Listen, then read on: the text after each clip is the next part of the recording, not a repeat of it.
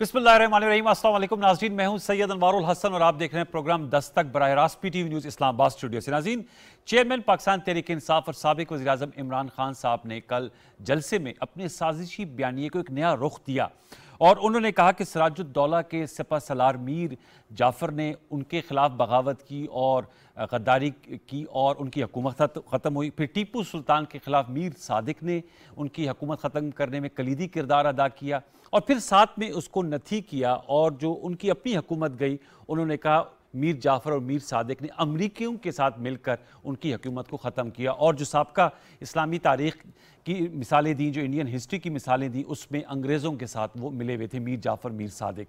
ये जो बयान सामने आया है मुतनाज़ा बयान है और इस पर शदीद सियासी रद्द अमल भी सामने आया। आज हमने देखा कौमी असम्बली का इजलास हुआ, वज़ीर-ए-आज़म पाकिस्तान मोहम्मद शहबाज शरीफ साहब ने खिताब किया और उन्होंने खिताब करते हुए कहा कि ये जो उनका बयान आया है ये इदारों के ख़िलाफ़ एक गहरी साजिश है और इससे अगर आइन और कानून के दायरे में रहकर ना निपटा गया या ना इसके ख़िलाफ़ कोई कार्रवाई की गई तो फिर पाकिस्तान के लिए इसके भयानक नताइज निकल सकते हैं। वज़ीर-ए-आज़म पाकिस्तान ने खिताब में क्या कहा, हमने उनकी गुफ्तगू का एक मुंतखब हिस्सा आपके लिए आइए आपके सामने रखते हैं। कल जो इमरान नियाज़ी ने जो बदतरीन गुफ्तगू की है पाकिस्तान के इदारे के बारे में और सिराजुद्दौला का नाम लेके और मीर जाफ़र का नाम लेके एक मिसाल जो दी है, इससे ज़्यादा कभी हरकत कोई और हो नहीं सकती। मैं ना साजिश की बात कर रहा हूँ इमरान खान के हवाले से, ना कोई और बात कर रहा हूँ। शॉर्ट ऑफ दैट आप जो भी कह लें, लेकिन कल जो उन्होंने खुद जो जहर उगला है इदारे के बारे में पाकिस्तान के खिलाफ, ये एक साजिश है, उस इदारे के खिलाफ एक साजिश है। अगर इसको आइन और कानून के रास्ते से ना रोका गया तो खुदा ना खास्ता जनाब स्पीकर, ये मुल्क अल्लाह ना करे मेरे मुंह में खाक, ये फिर शाम और लिबिया की एक बदतरीन भयानक तस्वीर बन जाएगा, जहां पर आज शहरों के शहर आज कब्रिस्तान का वो मंजर दिखा रहे हैं। ये वज़ीर-ए-आज़म शहबाज शरीफ साहब आज खिताब कर रहे थे, जिसके बाद और भी मुकर्ररीन थे। वज़ीर दिफ़ा ख्वाजा आसिफ साहब, वफाकी वज़ीर बराए मौसमियाती तब्दीली सेनेटर शहीर रहमान साहब ने भी गुफ्तगू की। उसके बाद कौमी असम्बली ने मुत्तफ़िका करारदाद भी मंजूर की जिसमें ये बाकायदा कहा गया कि रियासती अदारों को बदनाम करने की जो कोशिश है वो मुल्की मफाद में नहीं। फिर हमने देखा कि ISPR inter services public relations की जानिब से भी बयान आया जिसमें कहा गया कि फ़ौज के ख़िलाफ़ बहसीत इदारा और उसकी आलातरीन क़यादत के ख़िलाफ़ गैर ज़िम्मेदाराना बयानात से गुरेज़ किया जाए और फ़ौज को मुल्की सियासत में घसीटने से भी दूर रखा जाए। इसी पर्सपेक्टिव से आज हम गुफ्तगू करेंगे, क्योंकि हम फ़कत जो कौमी बयानिए में बल्कि सियासी बयानिए में, न कि कौमी बयानिए में, ये बात सामने आ रही है। और फॉर्मर प्राइम मिनिस्टर ने आज कहा कि वो जो शहबाज शरीफ साहब प्राइम मिनिस्टर साहब ने बात की, इसका जवाब कल जेलम के जलसे में देंगे। बारकेफ आज उन्होंने अपनी स्टेटमेंट भी दी है, उस वाले से भी गुफ्तगू करेंगे। हमारे साथ 3 नुमाइंदा शख्सियात आज शरीक गुफ्तगू है, उनका तारुफ हम आपसे करा देते हैं। हमें ज्वाइन कर रहे हैं मेंबर कौमी असम्बली हैं, पाकिस्तान मुस्लिम लीग नवाज से आपका ताल्लुक है। अली गौर खान बलोच साहब, आपका बहुत शुक्रिया कि आपने हमारे वक्त निकाला, हमारे साथ नशिस्त कर रही हैं, तजियाकार हैं, अपनी सियासी गुफ्तगू करते हैं। वक्फे के बाद PTV आज आए हैं, बात भी कर रहे थे। अमार मसूद साहब, आपका बहुत शुक्रिया, thank you much for joining us. और लाहौर से हमें ज्वाइन कर रहे हैं जमशेद इकबाल चीमा साहब, तहरीक इंसाफ के आप मरकज़ी ईरानों में है, वज़ीर-ए-आज़म साबिक वज़ीर-ए-आज़म के मामले खसूसी रह चुके हैं। जमशेद इकबाल चीमा साहब, आपको भी हम वेलकम करते हैं। तीनों मौजूद मेहमानों को फॉर्म वेलकम। मैं सियासी गुफ्तगू से पहले चाहूँगा, क्योंकि आपका अपना नुक्ता नज़र होगा, चीमा साहब का अपना। अमार साहब से ज़रा गुफ्तगू का आगाज़ कर लेते हैं। अमार साहब बताइएगा, former prime minister Imran Khan साहब का बयान सामने आया है। शहबाज शरीफ साहब तो कह रहे हैं कि अगर आइन और कानून के दायरे में रह के ना इस चीज़ को टैकल किया गया तो इसके भयानक नताइज निकलेंगे। आपसे मैं जानना चाहूँगा, आज फॉर्मर प्राइम मिनिस्टर साहब कह रहे थे कि उन्होंने बहसीत इदारा को ऐसी बात नहीं, किसी के नाम नहीं लिए, और कल इसका वो तफसीली जवाब देंगे जेलम के जलसे में। ये जो अब बात चल निकली है, ये कहाँ तक जाएगी? देखिए, मुझे यूँ ज़ाती तौर पे लगता है कि इमरान खान साहब किसी सुसाइडल मिशन पे चल निकले हैं। वो जिस तरह की सियासत कर रहे हैं उसमें बड़ी हद तक ये बात वाज़ेह हो रही है कि अगर इस्टेब्लिशमेंट उनकी मदद करे तो वो ठीक है, इस्टेब्लिशमेंट न्यूट्रल हो जाए तो इसका मतलब है इमरान खान साहब को वो काबिल कबूल नहीं है। अदालतें उनके हक़ में फ़ैसले करें तो अदालतें बहुत अच्छी हैं, अदालत का कोई फैसला उनके खिलाफ हो जाए तो वो उसको कबूल नहीं करते। आइन उनकी हुकूमत कायम रखने में उनकी मदद करे तो आइन पाकिस्तान बहुत अच्छा है, और अगर किसी तरह उनकी हुकूमत आइन की मदद से ही और किसी जमहूरी तरीके से ही जाने लगे तो वो आइन पाकिस्तान को भी नहीं मानते। ये बहुत ख़तरनाक सूरत हाल हो गई है। जिस तरह वो घसीट रहे हैं इदारों को, जिस तरह वो आइन को पामाल कर रहे हैं, जिस तरह हर जमहूरी कदर का वो तमाशा बना रहे हैं, मुझे नहीं लगता कि ये ज़्यादा अरसा सस्टेन कर सकेंगे। वो तो कह रहे हैं मैं 20 लाख लोग इस्लामाबाद लेकर आ रहा हूँ, 20 मई के बाद कॉल दूंगा। वो मेरे ख्याल में लाख नहीं ला सकते, 20 ला सकते, क्योंकि इलेक्शन कमीशन के सामने भी उन्होंने मुजाहरे का और बहुत बड़ा प्लान किया था। तो आप खुद भी इस्लामाबाद में रहते हैं, मैं भी इस्लामाबाद में रहता हूँ, 20 नहीं तो 50 लोग होंगे वहाँ पे। चांद रात पे उन्होंने कहा कि बहुत बड़ा मुजाहरा होगा, पूरे पाकिस्तान से लोग निकल आएंगे, तो कोई लोग नहीं निकले। अलबत्ता फ़ोटोशॉप करके उनके सोशल मीडिया ने उसको लाखों का ज़रूर बताया। लेकिन जिसकी वो बातें कर रहे हैं, जिस तरह की वो माशरे में नफ़रत, मजहबी मनाफरत फैला रहे हैं, उसके बाद लोगों की एक बड़ी तादाद उनके साथ नहीं रह सकती। ख़ास तौर पे ये जो तौहीन मस्जिद नबी वाला सानेहा है, ये बहुत तकलीफ दे बात है। आपका ताल्लुक़ किसी भी सियासी जमात से हो, आपके सियासी ख़यालात कुछ भी हों, लोग ये बात बर्दाश्त नहीं कर सकते। और अब ये बात तमाम लोग जानते हैं कि ये कोई ऐसा रैंडम इंसिडेंट नहीं था, it was a pre planned episode, और ये इससे पहले भी हो चुका है। उस्मान डार साहब भी ये कर चुके हुए हैं तो खुदा के घर में, तो ये कोई नया वाक़या नहीं था। ये जो इस तरह की हरकतें हैं ना, इससे उनकी शोहरत बढ़ेगी नहीं, उनकी शोहरत कम होगी। और जो अब ये उन्होंने ऐलान किया मीर जाफ़र वाला और सिराजुद्दौला वाला, देखिए उनका जोग्राफिया भी गलत है और उनकी तारीख़ भी गलत है। कभी जापान और जर्मनी की सरहद मिला देते हैं, कभी किसी सलार को किसी के साथ जोड़ देते हैं। उन्होंने हिस्ट्री पढ़ी भी नहीं है, लेकिन वो ये समझते हैं कि वो सबसे ज़्यादा मगरिब हो, मशरिक़ हो, शुमाल हो, जनूब हो, उसको सबसे ज़्यादा वो जानते हैं। तो ये इस तरह की बातें हम सबको पता है कि वो किसकी तरफ पॉइंट आउट कर रहे हैं, क्यों पॉइंट आउट कर रहे हैं। इसलिए कि उनकी ख्वाहिश ये है कि जल्द से जल्द इस मुल्क में अनारकी पैदा की जाए, अनरेस्ट क्रिएट किया जाए, जिसकी वजह से इलेक्शन करवाना मजबूरी हो जाए। और इलेक्शन के बाद वो ये चाहते हैं कि ये फैसला अक्टूबर तक हो जाए ताकि नेक्स्ट चीफ का फैसला वो खुद कर सके। इतना सा सारा मसला है जिसके लिए इतनी बड़ी क़यामत दोहराई गई है। चलिए इस पे दोबारा लौट के आएंगे। मैं चीमा साहब का इस पे रिस्पॉन्स ले ले तो फिर मैं अली गौहर बलूच साहब आपके पास आऊंगा। चीमा साहब बताइएगा, अमार मसूद साहब कह रहे हैं सुसाइडल मिशन है।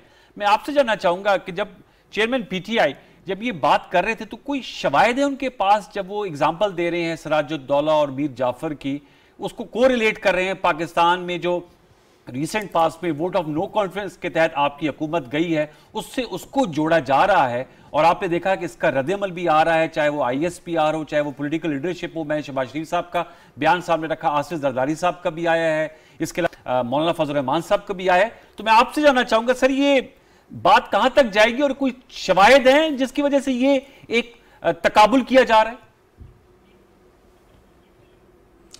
देखिए, बेसिकली आप कह रहे हैं कि पहली बात तो ये कि जो गवर्नमेंट है मौजूदा ये आई साजिश से है। ये लेजिटिमेट गवर्नमेंट नहीं है, मैंडेट नहीं है, लिहाजा ये कमज़ोरी होती है किसी भी गवर्नमेंट की। एहसास कमतरी होता है जब आप लेजिटिमेट ना हो, और फिर जब आप आ जाएं तो पहले तो जाहिर है आप कह रहे हैं जितनी उनके पास सीटें हैं उतने उन्होंने वोट भी लिए हुए हैं। लेकिन आज जैसे ये चेंज है, जो इम्पोर्टेड गवर्नमेंट की चेंज आई है, इसको लोगों ने एक्सेप्ट नहीं किया, रिजेक्ट कर दिया है। जब लोगों ने रिजेक्ट किया है तो उनका एहसास कमतरी और बढ़ गया। अगर ये गवर्नमेंट के पास मैंडेट 50% 55% वोटों का है तो, लेकिन आज सोसाइटी में अगर देखें तो ये 25% से ज़्यादा का मैंडेट नहीं है। 75% लोगों ने रिजेक्ट कर दिया, 76% लोगों ने इस चेंज को, लोगों ने इसको रिलेट किया कि ये अमेरिकन लेड और एक साजिश से चेंज हुई गवर्नमेंट है। ये कितना इतनी बड़ी इनसिक्योरिटी है, इतना बड़ा एहसास कमतरी है जो बंदे को सोने नहीं देता, जीने नहीं देता। और उसके बाद मैं समझता हूँ कि गवर्नमेंट फिर आगे अगली बात थी कि इन्होंने एक चूरन बेचा था कि हम बड़े तजर्बाकार हैं, हम परफॉर्म करते हैं। सर परफॉर्मेंस पे आता हूँ, मैं कथा कलामी के लिए माजरत बचाऊंगा अगर उस नुक्ते पे रहे जो आज हमारा प्रोग्राम का मौजू है। चीमा साहब, सर परफॉर्मेंस पे आते हैं, ये जो सर जो बयान आया, मैंने आपकी बात पे नहीं बोलना, मैंने अपनी मर्जी से बोलना है, मुझे बोलने देना है तो मुझे रखें, अदरवाइज मैं उठ के चला जाता हूं। मैंने ये नहीं है कि आपने लफ्ज मुझे देने तो मैंने बोलना है, ना मैं पाबंद हूं आपका, ना मैंने आपका सवाल का जवाब भी मैं याद दहानी के लिए कह रहा हूं।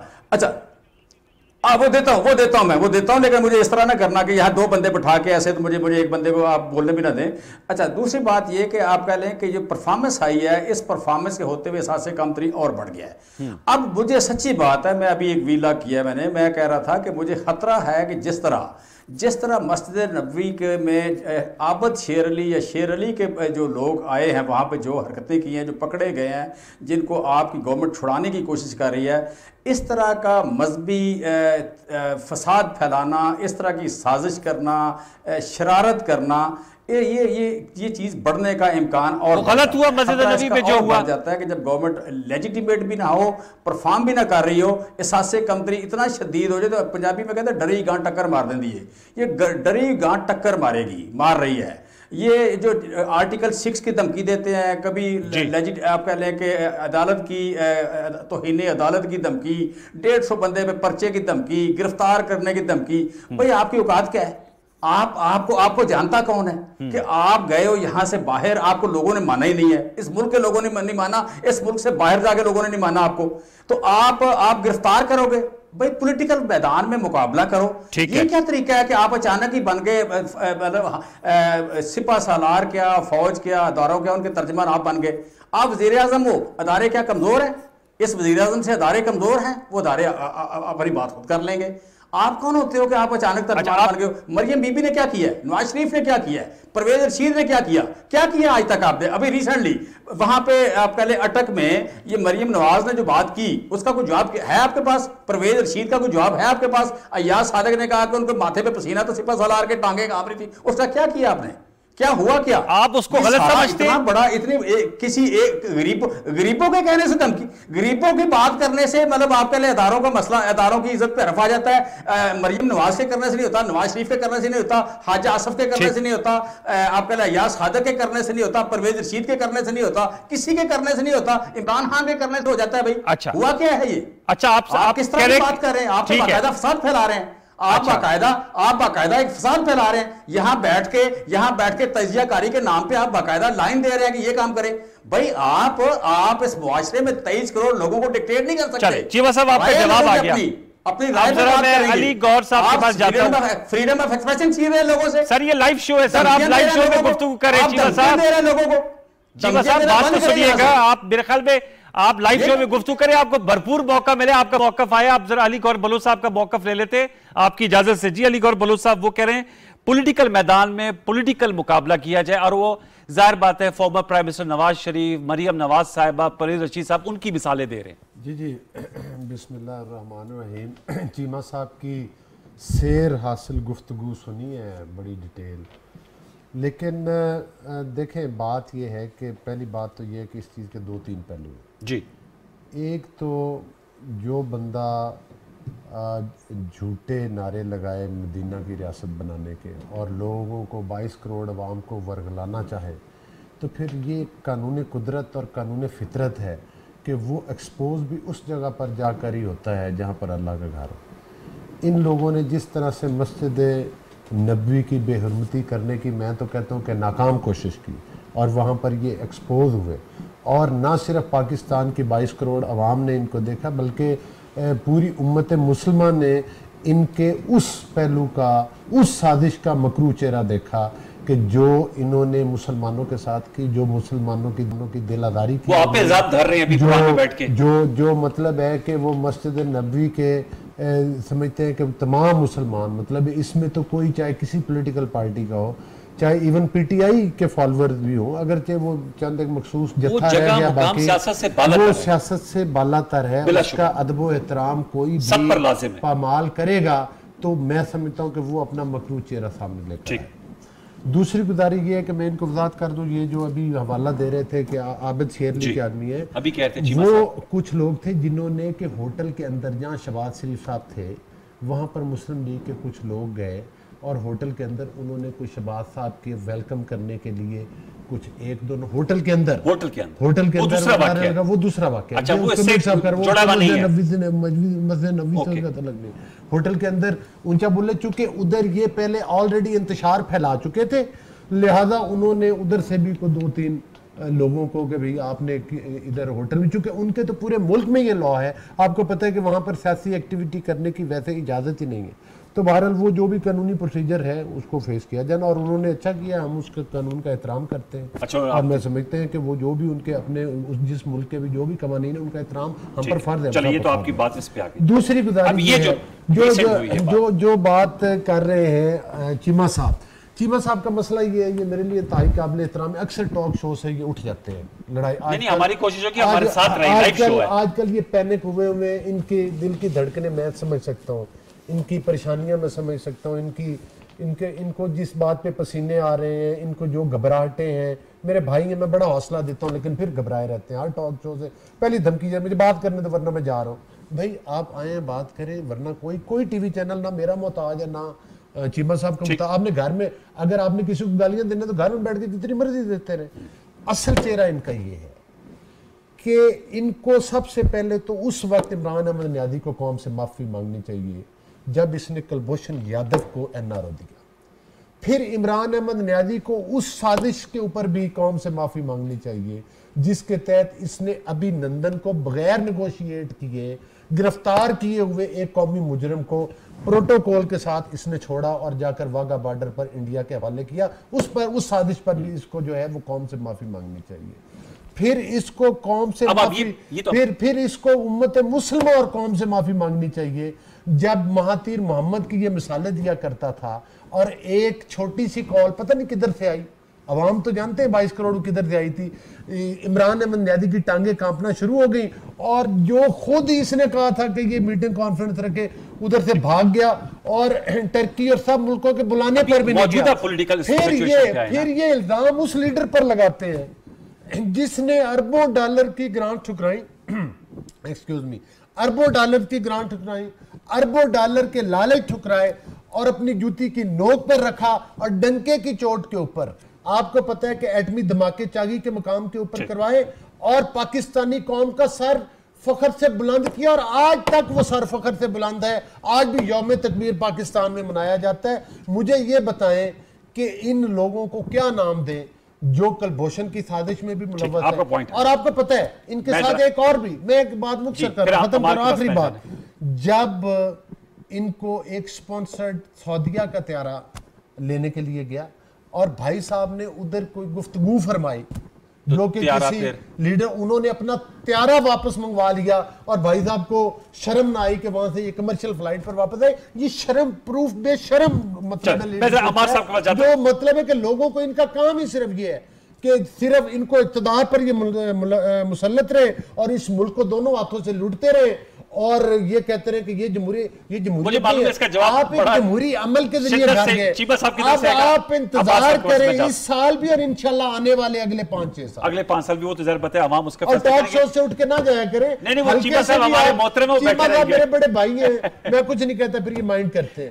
मैं इनकी वाली बात नहीं करूंगा कि वहां से भी इन्होंने पेपर जानबूझ कर रिजेक्ट करवाए थे। मैं अगला लफ्ज नहीं बोलता। चीमा साहब ने, हाँ मोहतरम है मेरे भाई। अच्छा अमर साहब ये बताएगा जो उन्होंने बात की, हम आएंगे जो हमारा मौजू था, मैंने चीमा साहब को भी कहा, वेस्ट है बलूच साहब से भी कि हम उस पर बात करेंगे। उन्होंने कहा जी माजी में इस तरह नवाज शरीफ साहब ने भी क्रिटिसाइज किया, मरियम साहिबा का हवाला दे रहे हैं जो फतेह जंग की स्पीच है, फिर वो परवेज रशीद साहब की भी बात कर रहे हैं, तो कह रहे हैं अगर वोट उन्होंने किया तो इमरान खान साहब ने ऐसी क्या बात कर दी जिस पे आप लोगों ने आसमान साहब पर उठा रखा है? ये बहुत अच्छा सवाल है, बहुत रेलेवेंट क्वेश्चन है। अच्छा। ये बात बिल्कुल सही है कि जब गुजरांवाला का जलसा हुआ था नवाज शरीफ साहब ने नाम लिए थे, ये बात भी बिल्कुल सही है। मरियम नवाज और परवेज रशीद साहब ने भी नाम लिए थे, इमरान खान साहब ने भी नाम लिए। तो आपका क्वेश्चन बड़ा जेन्युइन है। फ़र्क क्या है? दोनों बातों में बहुत गहरा फ़र्क है। जब नवाज शरीफ साहब ने नाम लिए थे वो उस वक्त क्या कह रहे थे? वो उस वक्त कह रहे थे कि हमें वोट को इज्जत देनी चाहिए, पार्लियामान की बालादस्ती पर बात करनी चाहिए, हमें आइन की हुक्मरानी पर यकीन रखना चाहिए। और ये बात हमेशा से किसी भी सेन शख्स से पूछिए, सहाफ़ी हो, सियासतदान हो, हम सब की ख्वाहिश यही होती है कि तमाम इदारे अपनी अपनी हदूद में रहकर काम करें। ये हमेशा से हमेशा हमारी ख्वाहिश है, हमारा ख्वाब है, जमहूरियत का एक सपना है कि इदारों को अपनी अपनी सतह पर रहना चाहिए, अपने अपने काम करने चाहिए, जमहूरियत को, असम्बली को, पार्लियामान को अपने तरीके से चलना चाहिए। अब मसला ये है कि जब इमरान खान इदारों के नाम ले रहे हैं, इदारों के सरबराहों के नाम ले रहे हैं, तो उसमें क्या फ़र्क है? इमरान खान ने कहीं एक दफ़ा भी जमहूरियत की बात नहीं की, कहीं एक दफ़ा भी उन्होंने पार्लियामान की बालादस्ती की बात नहीं की, कहीं एक दफ़ा भी उन्होंने आइन की हुक्मरानी का आवाम जो है उसकी सबसे ज़्यादा सिक्योरिटी करती है जमहूरियत की, देखिए पैरा देती है आवाम। बात सुने कि आप या मैं या इमरान खान या कोई और शख्स कैसे कैलकुलेट कर सकता है? एक जलसे में 5000 लोग आ गए तो मैं ये कहना शुरू कर दूं कि 23 करोड़ लोग मेरे साथ हैं। ये तो इस तरह नहीं ना, गेस्टिमेशन से तो नहीं चल सकते। जो इमरान खान साहब नाम ले रहे हैं ना, वो बात मुझे मुकम्मल करने दीजिए। एक जमहूरी अमल हुआ है, तहरीक अदम एतमाद आई है, लोग उनके साथ नहीं रहे और तहरीक अदम एतमाद कामयाब हो गई है। अब वो उनकी ख्वाहिश ये है कि ये जो जमहूरी आइनी अमल हुआ है, इदारे इसमें उनकी हेल्प करें और एक गैर आइनी और गैर पार्लिमानी तौर पर उनकी मदद की जाए। उन्हें शायद इस वजह से इस बात का एहसास हो रहा है कि वो जब से हुकूमत में आए हैं उनके साथ कुछ बेसाखियाँ रही हैं। हम बड़े शुक्रगुजार हैं इमरान खान साहब के कि उन्होंने अल्हम्दुलिल्लाह ऐसी परफॉर्मेंस दिखाई कि मईशत भी तबाह कर दी और खारजा ताल्लुकात भी तबाह कर दिए कि जो लोग इनको लेकर आए थे वो भी इनकी हैसियत से मुनकिर हो गए और उन्होंने अपने आप को न्यूट्रल करने में ही बेहतरी जानी। ये तो इनकी परफॉर्मेंस थी, उसी की वजह से ये सारा वाक़या हुआ है। अच्छा। लेकिन अगर कोई काम ऐसा हो जो आइन के हवाले से वो बात करे, अब देख लीजिए उनके गवर्नर, उनके सदर वो क्या बात कर रहे हैं। सबरी मुस्तरद हो गई। हाँ, वो पंजाब की तब्दीली की है। जी मुझे पता है, ये मुसलसल गैर आइनी बात कर रहे हैं, गैर आइन शिकनी कर रहे हैं। और हमें अगर तमाम फैसले अदालतों में जाकर करने हैं तो फिर मुझे बताइए इस पार्लियामान की सुप्रीमेसी का नारा कौन लगाएगा? ये फैसले तो अवाम के नुमाइंदों को करने चाहिए ना। हर फैसले के लिए अगर आप सुप्रीम कोर्ट और हाई कोर्ट जाएंगे तो मेरे ख्याल में ये शर्म की बात। जमशेद चीमा साहब, सर मैं आपसे जानना चाहूंगा, आप बताइएगा आगे का क्या रोड मैप है पाकिस्तान तहरीक इंसाफ का? अब जेलम में कल जलसा है, फिर इस्लामाबाद मार्च की कॉल आप लोगों ने दी हुई है, तो हम रिपीट देखेंगे जो 2014 में हुआ। और जुडिशल कमीशन का भी मुतालबा है आपका कि आपका जो ये मुबैना एक बयानिया है कि साजिश हुई है, इसका जुडिशल कमीशन में खुली समात हो। तो ये रिपीट ऑफ 2014 है, वो 4 हल्के थे, फिर धरना हुआ, फिर जुडिशल कमीशन, उसके नतायज सबके सामने हैं, यही रिप्ले होगा चीमा साहब? देखिए बेसिक जो बात है वो तो ये है कि इस वक्त सच्ची बात है कि आप कह लें जो जितनी बड़ी चेंज आई है उस चेंज में का मैंडेट नहीं है। 2-3 बड़ी चीज़ें हैं। एक आपका यू कैन से इकानमी है, फिर आपकी चेंज है इसमें यू कैन से खारजा पॉलिसी आज़ाद होनी है या नहीं होनी। आपने जो आपकी रीजनल पावर्स हैं, सारी दुनिया में जो ट्रेड है 70% रीजनल होती है। यहाँ पे हमारे ऊपर पाबंदी है। मैं कल देख रहा था 14 मुल्क ऐसे हैं जो $1 अरब से लेके $9 अरब का एनर्जी खरीद रहे हैं रशिया से। ठीक। उसमें नंबर 1 जर्मनी है और नंबर आखिरी पे जाए ऑस्ट्रिया है। ऑस्ट्रिया से लेके जर्मनी तक, Japan, south Korea, China, India $1 अरब से लेके $9 अरब तक की एनर्जी खरीद रहे हैं रशिया से। आज भी खरीद रहे हैं, आज भी। अच्छा। हमें खरीदने की इजाज़त नहीं मिली। इसका मतलब है कि हमें 40% डिस्काउंट पे वहाँ से तेल मिलता था और इतनी ही डिस्काउंट पे गंदम मिलती थी। डीएपी आपकी और पोटाश, ये 2 खादें भी वहाँ से आती हैं, ये भी हमें इस पे मिलती थी। आपका ये जो सनफ्लावर है, सूरजमुखी का तेल जो है, ये भी 80% वहाँ से आता है, ये भी सस्ता वहाँ से मिलता था। हमें इसकी ट्रेड की इजाज़त नहीं मिली और हमारी गवर्नमेंट टॉपल हो गई, जबकि इंडिया भी मंगवा रहा है। और मैंने जिस तरह 16 मुल्कों की कल मैंने लिस्ट देख रहा था कि जो $1 अरब से ज़्यादा का सिर्फ तेल और गैस मंगवा रहे हैं। ये है आज़ाद खारजा पॉलिसी। हमारे जो अलाइज हैं यूरोप अमेरिका के, वो भी तेल खरीद रहे हैं अमेरिका से, रशिया से। पाकिस्तान को नहीं इजाज़त मिली, आपकी गवर्नमेंट टॉपल हो गई। सो कहने का मतलब ये है कि आज़ाद खारजा पॉलिसी का मतलब लड़ाई नहीं है, कोई अनार नहीं है, किसी के साथ कोई इशू नहीं है। आज़ाद खारजा पॉलिसी का मतलब ये है कि आपके 22.5 करोड़ आवाम को जो सूट करता है आपने वो करना है, जो सूट नहीं करता वो नहीं करना। उनकी बात कुछ और थी 6 माह पहले, साल पहले। अब चीमा साहब जो हैं वो तो कह रहे हैं पार्टी बना ली जाए। ये बातें मुझे लगता था पहले नून लीग से आ रही हैं या पीटीआई से आ रही। फिर मैं अमार से भी चाहूंगा मुझे वो 2 बातें याद आ गई मरियम साहिबा ने कही थी कि विचू विचू खाई जाओ तो उतू रोला पाई जाओ। और मकसद ये है कि भाई चीमा साहब मोहतरम से मैं ये पूछना चाहता हूँ कि भाई आप खुद आरटीएस सिस्टम की पैदावार है, मतलब ये कोई ढकी छुपी ना, अगर उन्होंने नंगी बात की है तो मतलब इस बात को भी खुले दिल से तस्लीम करें। अगर तो चीमा साहब में कोई भी सियासी करंट है और अपने आप को वो एक सियासी वर्कर, जेन्युइन सियासी वर्कर समझते हैं, तो फिर इसी प्रोग्राम में बैठकर अपने पिछले 2018 के इलेक्शन जो कि पूरे 22 करोड़ आवाम जानती है कि ये स्टैब्लिशमेंट की सपोर्ट से आए, इलेक्शन चुरा के आए, धांधली के जरिए आए, उस बात की इस कौम के सामने कम से कम चीमा साहब तो अभी माफ़ी मांगे ना इस बात की। और अगर मैं गलत बात कर रहा हूँ तो फिर मैं इस बात पे माफ़ी मांग कर जाऊँगा। दूसरी गुजारिश ये है कि किस तरह से मियाँ नवाज शरीफ साहब को डिस्क्वालीफाई किया गया, बात अकामा से वो पनामा से शुरू हुई और अकामा पे आके ख़त्म हुई। दूसरी बात ये है कि फिर उसके बाद किस तरह से तमाम लीडरशिप को कैद किया गया। मतलब इमरान अहमद नियाज़ी को इलेक्शन जितवाने के लिए पूरा मतलब है कि पूरी नून लीग को आपको जेलों में बंद करना पड़ा।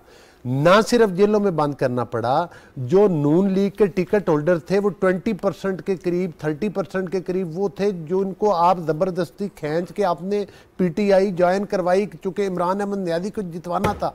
और फिर इंटरेस्टिंग बात ये है, सबसे मज़े वाली बात ये है कि ये सारे हरबे करने के बावजूद आपने मरियम साहिबा को कैद कर दिया, आपने मियाँ कायदे मोहतरम नवाज शरीफ साहब को कैद कर दिया, आपने मुस्लिम लीग के मेन सीनियर लीडरशिप को कैद कर दिया।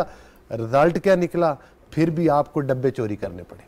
मतलब फिर भी मेरी गुजारिश मैं एक सेकंड, मैं एक बात कर रहा हूँ। अब इनको याद है, मुझे ये बताएं 3.5 साल इनकी हुकूमत रही है, ठीक है, माशाल्लाह ये मामून खुसूसी थे ना। चीमा साहब और इमरान अहमद नियाज़ी को अमार साहब ने रोका था या आपने रोका था? रशिया से सस्ता तेल लेते, चीनी लेते, एनर्जी लेते, किसी ने रोका? हम कर रहे थे, हमें इजाजत ही नहीं मिली। ये जो गैरतमंद, इजाजत नहीं मिली ना, इजाजत लेते थे ना किसी से, किसी के जरिए आए थे ना। अगर ये आज़ाद होते चीमा साहब तो फिर ये ट्रेड कर लेते उनसे। आज जो भाषण दे रहे हैं इन्हें बताएं, इन्होंने कोई मुआहदा किया तो सामने लाए ना कि ये हमने एलसी खुलवा ली थी, ये हमारे जनाब उधर जनाब वो कंटेनर लोड हो गए थे, ये फलां चीज़ हम इंपोर्ट कर रहे थे रशिया से, हमें किसी ने रोका है? भाई क्या पिद्दी और क्या पिद्दी का शोरबा। मुझे सिर्फ एक बात का जवाब दो, वो नवाज शरीफ बनकर दिखाओ जिसने अमेरिका के सदर को इनकार किया, पाकिस्तान का और पाकिस्तान की कौम का और पाकिस्तान की अफवाज का सर फखर से बुलंद किया, धमाके करवाए। तुम जब कुलभूषण को जोड़ते हो, तुमने कश्मीर का सौदा किया, तुम कहते हो कि अब मैं जाकर जनाब अमेरिका के खिलाफ खड़ा हो गया हूं और कहते हो कि फलां मीर जाफर और सादिक। तुमसे बड़ा मीर जाफर और सादिक कौन है जिसने पाकिस्तान मुल्क का बेड़ा गर्क कर दिया? आपने 2018 की मिसाल दे रहे हैं, वो 2022 में गुफ्तगू कर रहे हैं, आप क्या इससे कंक्लूजन ड्रॉ करेंगे? देखिए चीमा साहब की जो गुफ्तगू है, ये तो लगी जमशेद इकबाल चीमा साहब बात कर रहे हैं, अली गौहर भी वो नहीं लग रहे थे। अच्छा, लेकिन मैं आपको बताऊं बहुत फर्क है, बहुत ज्यादा फर्क है। मतलब अगर हम ये रोल ऑफ इस्टेब्लिशमेंट के अलावा बात करें, इमरान खान साहब जब हुकूमत में थे, आपने देखा कि भेड़ बकरियों की तरह सारी अपोजिशन को बिना किसी सबूत के, बिना किसी मुकदमे के ये जेलों में घुसेड़ते रहे। पाकिस्तान में जो इलेक्ट्रॉनिक मीडिया, मेरा अभी कॉलम छपा है, वो अगर आपकी नज़र से गुजरे, ये सारा electronic media, and I am not talking about PTV, ये इमरान खान साहब की तौसीफ के लिए लगाया गया था। ये अब आपको ही पता है, हमें ही पता है किस तरह एंकरों की नौकरियां करवाई गई, किस तरह उनको प्रोग्रामों में बताया गया कि इस गैस को लेना है, इस गैस को नहीं लेना। ये सारी बातें सही है। मुसलसल गालम गलोच की गई, गद्दार और काफिर के फतवे लगाए गए। मैं कंपैरिजन ड्रॉ कर रहा हूँ ना उस सिचुएशन में और इस सिचुएशन में। और फिर मीडिया ट्रायल किया गया, ख़वातीन की बेहुरमती की। मैं आज भी बड़ी तकलीफ़ के साथ ये मिसाल देता हूँ कि इनका जो सोशल मीडिया है वो इतना कभी है और करी है कि मरीम नवाज़ ने जलसा करना था मंडी बहाउद्दीन में। उस दिन जो सोशल मीडिया पर उन्होंने ट्रेंड बताया कि वो आपके प्रोग्राम की हुर्मत इजाज़त नहीं देती कि वो ट्रेंड आदमी बोल सके, वो ना हमारे घरों में इस तरह की बात होती है। तो ये तो बहुत फ़र्क लोग हैं। अभी तक मुझे ये बताइए कि कितने लोग गिरफ्तार हुए हैं पॉलिटिकल जिन्हें 6-6 महीने साल के लिए अंदर डाल दिया गया है। कौन से टेलीविज़न चैनल्स में कितने एंकर निकाल के कितने डाल दिए गए हैं। आपको पता है कि उससे पहले जब इमरान खान साहब की तौसीफ़ के लिए तमाम बड़े एंकर फारिग कर दिए गए, नजम सेठी, तलत हुसैन, मतीउल्लाह जान, अहमद नूरानी, नुसरत जावेद, ये सारे बड़े लोग हैं। हमने इनके बगैर, ये हमारे असातिज़ा की जगह है, हमने इनके बगैर तसव्वुर नहीं किया था कि पाकिस्तान में मीडिया हो सकता है। सारे फारिग कर दिए, मीडिया पर टोटल कंट्रोल किया।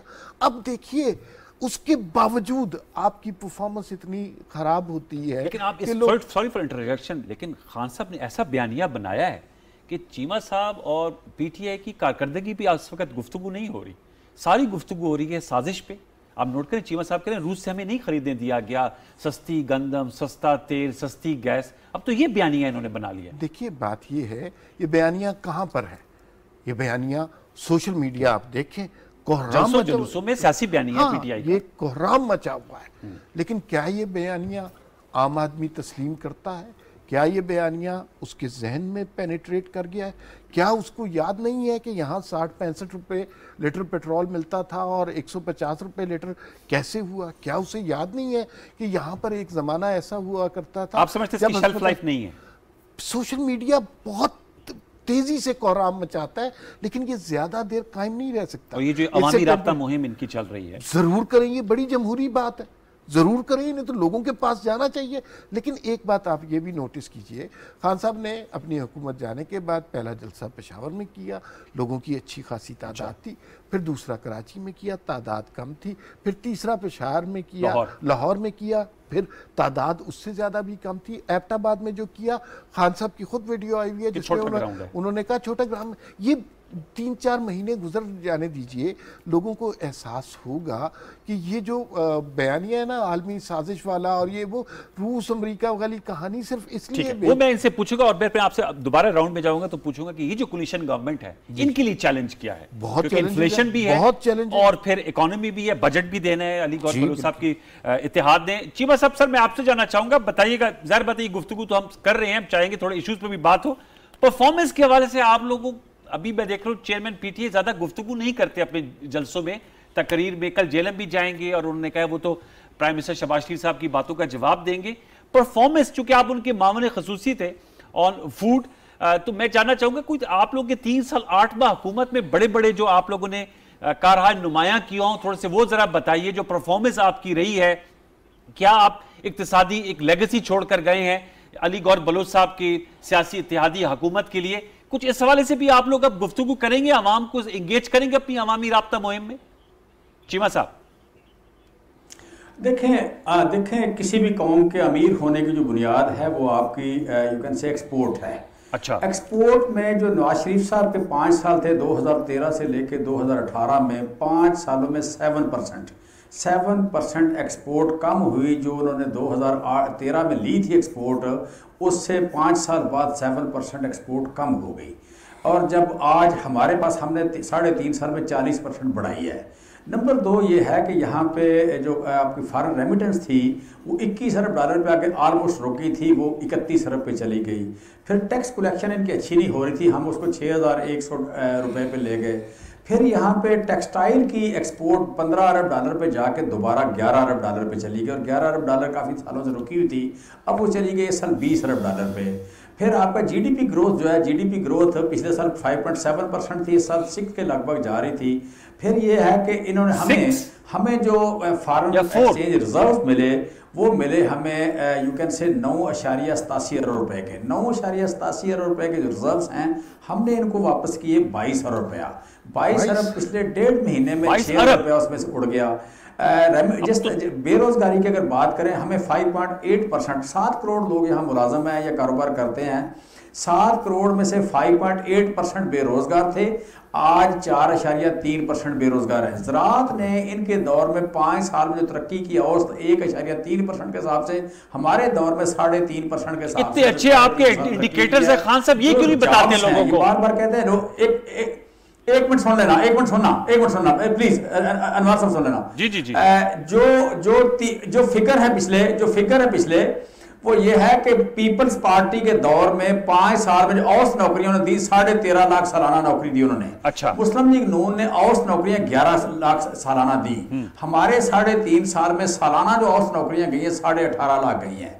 ठीक है, इसी तरह लार्ज स्केल मैन्युफैक्चरिंग की बात करें, आप ज़राअत की बात करें, आप ट्रेड की बात करें, आप एक्सपोर्ट की बात करें, ये हमारी, फिर हमारे पास 2 चीज़ें जो रुकी हुई थी, वाटर कंजर्वेशन, हम डैम बनाने पे गए, हमने इसको इम्प्रूव किया, अब तो इसका जवाब ले लेते हैं, पहले एनवायरनमेंट को इम्प्रूव किया, और 2 एरिया नए, एक था कि आपका कबायली इलाके समझे जाते थे गवर्नेबल नहीं है, गवर्नेबल एरिया जो नहीं थे हम उसे मेन स्ट्रीम में लेके आए, शामिल किया, बलूचिस्तान और कबायली इलाका जात, यहाँ पे अमन व अमान कायम हुआ। वाना जैसे, वाना में मैं खुद एक अस्पताल का, एक रिसर्च सेंटर का और एक कैडेट कॉलेज का इफ्तिताह करके आया, जो जंग का मैदान होता था। वाना तक हमने चीजों को आबाद किया।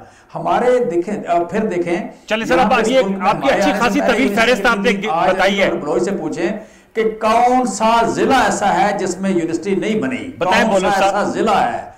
यहाँ पे चिल्ड्रन अस्पताल की बात करें, 3 बड़े शहरों के अलावा चिल्ड्रन अस्पताल नहीं था। आज सिर्फ जनूबी पंजाब में 5 चिल्ड्रन अस्पताल बने। जितने बैकवर्ड एरियाज थे वहां पे तरक्की हुई। साहब एक सवाल है, में तरक्की हुई, क्या वजह है कि प्राइम मिनिस्टर इमरान खान साहब ये बातें नहीं करते जलसों में, अपनी कारकर्दगी नहीं बताते, साजिश, प्यानिया, अमेरिका, ये बातें सारी होती है, इदारे उनके खिलाफ न्यूट्रल होना गलत है, वो ये बातें ज्यादा करते। तो आपकी जो अवामी राब्ता मुहिम में ये चीजें क्यों नहीं आती जो आप बातें कर रही हैं? तो हमने सुने ही है जितने जलसे हुए, लाहौर, कराची, पेशावर, एबटाबाद और अब जेलम। और अच्छा अनवार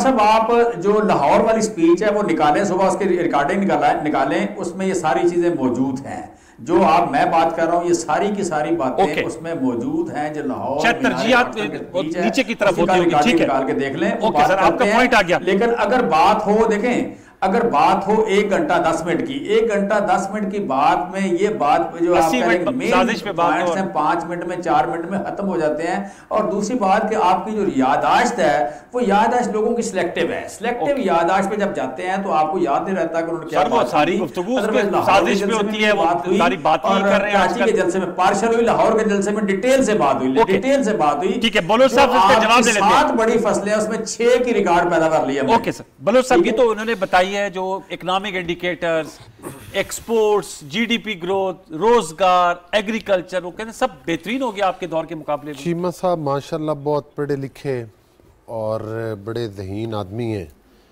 इंतहाई समझदार हैं, इंतहाई ज़्यादा आपने इंतहाई समझदार हैं।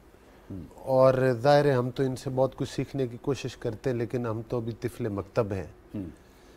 जाहिर है, मतलब है कि दिन को रात कह देना और रात को दिन कह देना और फिर साबित भी कर देना, इसमें तिफले मकतब मुझे याद है कि जब हम छोटे थे ना जी, तो मुझे याद है कि मैं एक दफ़ा, मुझे बचपन का वो वाक़या याद आ गया, शायद उससे चीमा साहब की बातों का एक ही बात में अगर उनको हमारी गुजारिश समझ आ जाए तो मैंने वो देखा, वो एक जगलर, वो क्या बोलते हैं जो तमाशा करके दिखाते हैं, तो वो ना उसने ऐसे हाथ पे वो रखा हुआ था, 10 पैसे उस वक्त होते थे या 54 कह लें, तो वो सारे बच्चों को दिखा के तो वो इधर नज़र आ रही थी, फिर अचानक वो ऐसे करता है तो वो पता नहीं गायब हो जाती है, फिर ऐसे हाथ करता है तो वो आ जाती है, वो इस किस्म का तमाशा।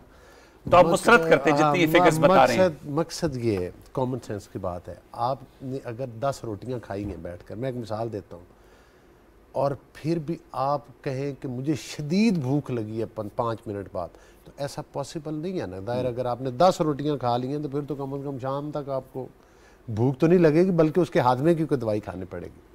मुझे एक बात बताएं, अगर चीमा साहब के दौर में तरक्की थी तो उस वक्त चीनी का रेट ज़्यादा क्यों हो गया?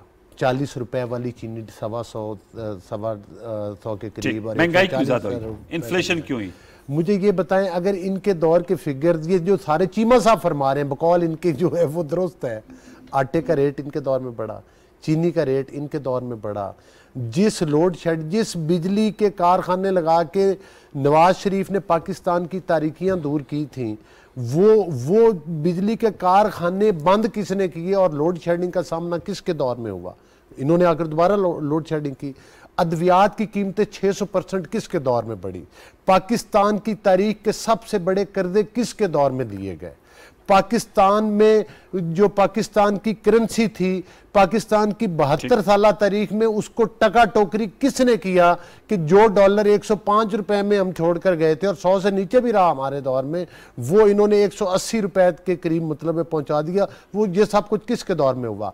जो खाद डीएपी की ये बात कर रहे थे, बोरी हम 2400 रुपए में देते थे, ये कहते थे कि हमने जिम्मेदारे का भी अभी वो को फिगर निकाल के दे रहे थे ना सारे, क्योंकि आम 22 करोड़ अवाम फिगर को नहीं जानते। उन बेचारों को तो ये पता है ना कि जो नवाज शरीफ 2400 रुपए की बोरी देता था खाद की, इनके दौर में 8,000 की मिल रही थी। जो नवाज शरीफ बिजली का यूनिट ग्रोअर को 5 रुपए में देता था, बिजली का यूनिट ट्यूबवेल चलाने के लिए, ये उसको 25 और 30 रुपए का देते थे और पाकिस्तान के पैसे के साथ वैल्यू भी कोई नहीं थी।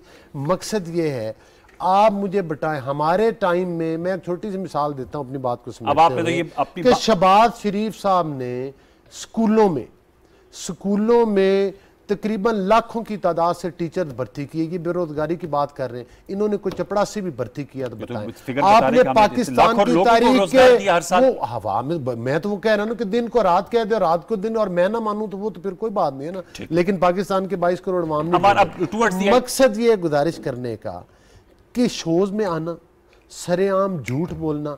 देखिए ना, अगर इन्होंने कुछ किया होता तो महंगाई ना बढ़ती, अगर इन्होंने कुछ किया होता तो पाकिस्तान के नहीं, हमारे लिए, हमारे देखिए, हम 2017 में जो पाकिस्तान छोड़कर गए थे ना, 18 में अगर उसके ब्रेक इवन के उससे तो इन्होंने हर चीज बहुत बढ़ा दी, महंगाई ले लें, बेरोजगारी ले लें, लॉ एंड ऑर्डर की सूरत ले लें, हत्ता कि फिर जुल्म ये किया कि अस्पतालों में पायोडीन भी नहीं मिलती थी, और फेसबुक और ट्विटर पे इनके सेहत कार्ड बड़े नजर आते थे, लेकिन अमली तौर पर वो कहीं अब इनके लिए क्या चैलेंज है? क्योंकि ये तो चीमा साहब का बयानिया है, तमाम ये हेल्दी फिगर्स दे रहे हैं इकोनॉमी की। अब ज़ाहिर इक़्तिदार में ये हैं, और जो भी इक़्तिसादियात छोड़कर गए हैं उसकी सियासी ओनरशिप एक तरह से इस तरह है कि ये हुकूमत वक्त हैं, बजट भी इन्होंने देना है, चाहे वो लोड शेडिंग का इशू है या इन्फ्लेशन है या फॉरेन रिजर्व्स हैं या IMF से मुआहदात के तहत शराइत हैं। मौजूदा सियासी इत्तेहादी हुकूमत के लिए क्या चैलेंजेस हैं? देखिए, सबसे बड़ा चैलेंज तो वो फिगर्स हैं जो चीमा साहब ने दी। मतलब फॉरेन रिजर्व जिस तरह उन्होंने बढ़ाया, मतलब 10.5 से वो अचानक ही उन्होंने इस प्रोग्राम में 22 अरब कर दी। ग्रोथ रेट उन्होंने इसी प्रोग्राम में 6 तक पहुंचाया। मुझे डर था कि वो कहीं ये ना कह दें कि हमने पाकिस्तान में 30 करोड़ लोगों को नौकरियां दी, और कह सकते थे बिल्कुल, वो जिस स्पीड से चल रहे थे। देखिए, इनके चैलेंजेस जो है ना वो बेतहाशा है। सबसे पहले कोलेशन को कायम रखना सबसे बड़ा, लोगों की एक्सपेक्टेशंस बहुत ज़्यादा है। अब महंगाई कंट्रोल होनी चाहिए, ये फिगर्स गेम नहीं चलेगी, महंगाई कंट्रोल होनी चाहिए। अगर कंट्रोल ना हुई, और सबसे बड़ा प्रेशर इनके ऊपर पेट्रोल प्राइस का है। इफ्ता इस्माइल कह चुके हैं कि हम जितनी देर प्राइस को कम रख रहे हैं या मेंटेन कर रहे हैं, पाकिस्तान को 150 अरब रुपया शायद मंथली या वीकली उसका फ़र्क पड़ रहा है। तो वो बहुत बड़ा नुकसान है, इसको किस तरह मेंटेन करना है। बाहर से पैसे आते हैं, लेकिन मुझे इस बात पर कोई खदशा नहीं है कि ये कोलेशन कायम कहीं टूट जाएगा। उसकी रीज़न ये है कि इनकी यूनाइटिंग फोर्स है, एक है, और वो यूनाइटिंग फोर्स है इमरान खान।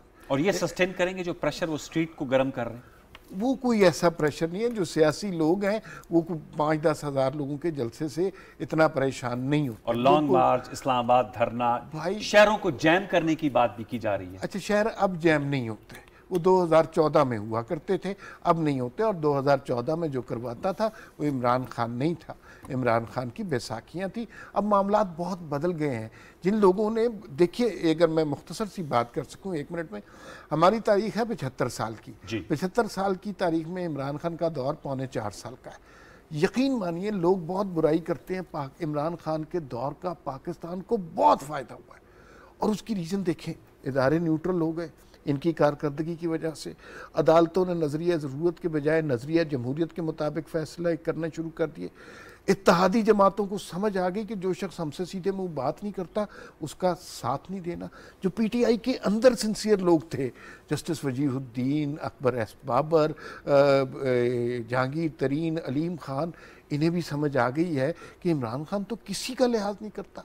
अवाम को समझ आ गई है कि जो शख्स भी आके कहेगा मैं 90 दिन के अंदर ये मुल्क ठीक कर दूंगा, वो रॉन्ग नंबर होगा, वो सच नहीं। ये अब आने वाला वक्त इस हवाले से नताइज अखस और पता चलेगा। लेकिन बहुत बहुत शुक्रिया, वक्त मेरा ख़त्म हुआ जाते हैं। हमारा आपका बहुत शुक्रिया। जमशेद इकबाल चीमा साहब, आपका बहुत शुक्रिया, आपका नुक्ता नज़र भरपूर तरीके से प्रोग्राम में आए। अली गौर बलूच साहब, आपका भी बहुत बहुत शुक्रिया, आपने जो मौजूदा हुकूमत और अपनी पार्टी का बयानिया दिया। व्यूअर्स, अब जाहिर सी बात है इस वक्त बहुत से चैलेंजेस हैं, मुतफरक चैलेंजेस हैं, सियासी भी हैं, इक्तिसादी भी हैं और अवामी भी हैं। इनसे निपटना है और हुकूमत और अपोजिशन के दरमियान जो रिलेशनशिप है वो कोई वर्किंग रिलेशनशिप नहीं है। मामला आगे कैसे बढ़ेंगे इसका आता हम अपने प्रोग्राम दस्तक में करते रहेंगे। कल तक के लिए सैयद मारुल हसन और प्रोग्राम दस्तक की प्रोडक्शन टीम को इजाज़त दीजिए। अपना बहुत सा ख्याल रखिए। अल्लाह ने के बाद।